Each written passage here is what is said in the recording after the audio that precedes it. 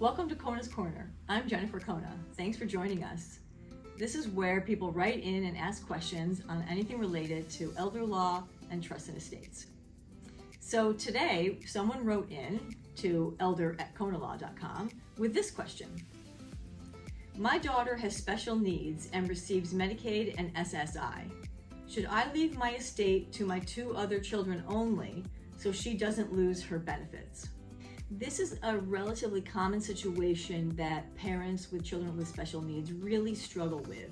And there is a right and a wrong way to handle this.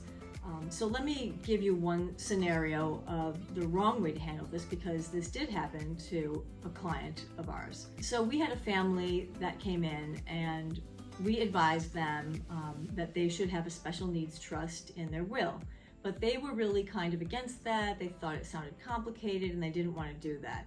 And they felt very strongly that their other two children loved their sister with special needs very much, and they would absolutely always take care of her, no questions asked.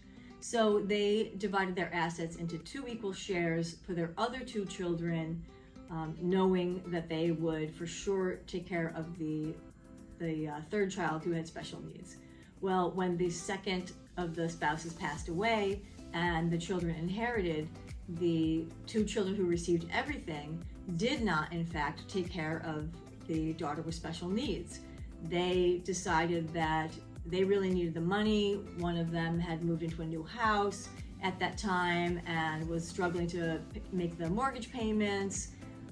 The other one was struggling to put both of his children through college. So they both had, it was just different times in their lives where they had large expenses. So they were unwilling really to help out their sister, whose care was largely paid for by government benefits, Medicaid and SSI. When money is in a special needs trust for a child with special needs, they can keep that money, that inheritance, to cover all kinds of extra things to improve their quality of life.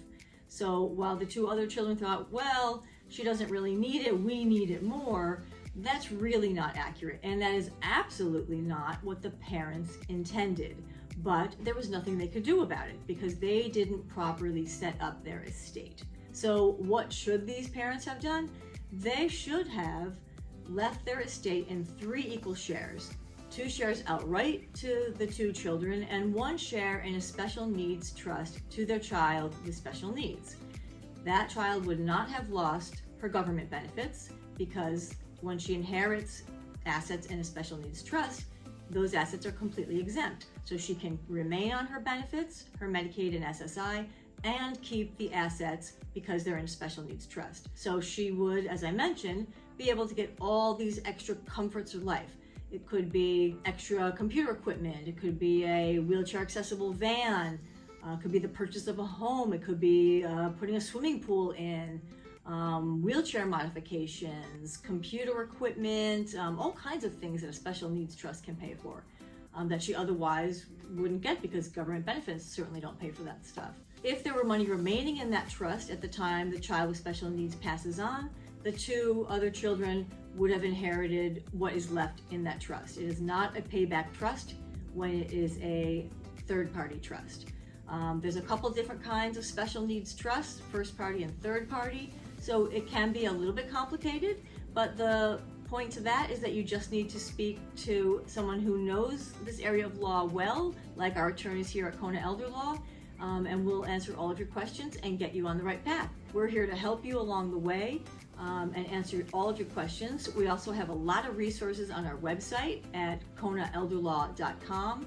You can go to our blog page or read our articles. There's a wealth of information there.